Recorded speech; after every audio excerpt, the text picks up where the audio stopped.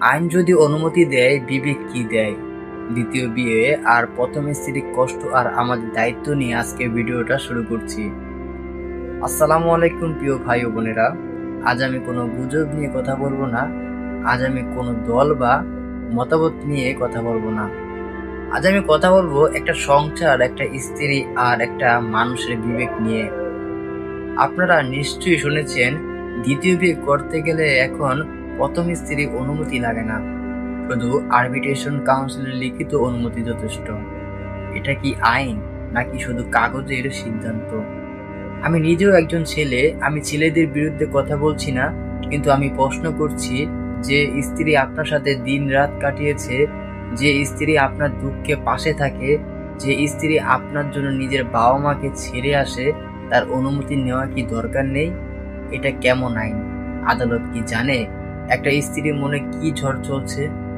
আপনি যদি দ্বিতীয় বিয়ে করেন, আপনি ভাবছেন আমি আইনগতভাবে ঠিক, কিন্তু আপনার প্রথম স্ত্রী, সে কিছুই বলবে না।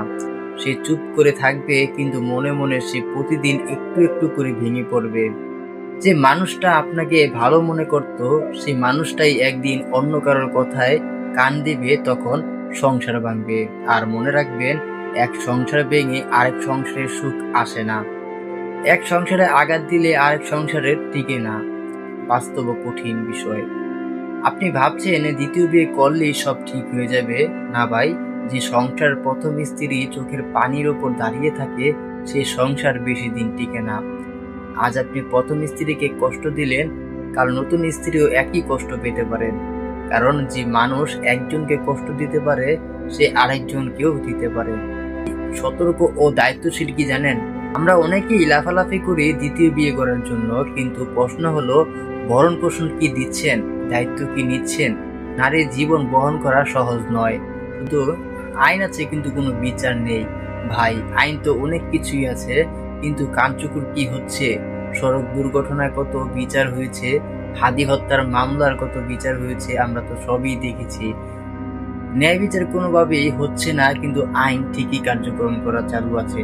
কিন্তু বিয়ের বেলায় সবাই একই সাথে বলে যে দ্বিতীয় বিয়ে করার জন্য সবাই প্রস্তুতি নিচ্ছে। আইন থাকলেই সব ঠিক হয় না। মানুষ ঠিক না হলে কোনো আইনই সমাজ ঠিক করতে পারে না। একটি স্ত্রীকে সম্মান করাই শ্রেষ্ঠ পুরুষত্ব। আর প্রিয় বোনেরও বলছি, আপনার স্বামীকে যদি আপনি ভালোবাসেন, তাকে জিজ্ঞেস করুন আজ তার অফিসে কেমন কাটিয়েছে। প্রশ্নটাই একটা সংসার বাঁচিয়ে রাখে সারা জীবন। একজনকে ছেড়ে আরেকজনের বিয়ে সংসার করে না, সংসার ভাঙে। আপনার সন্তানের কথা ভাবুন, আপনার স্ত্রীর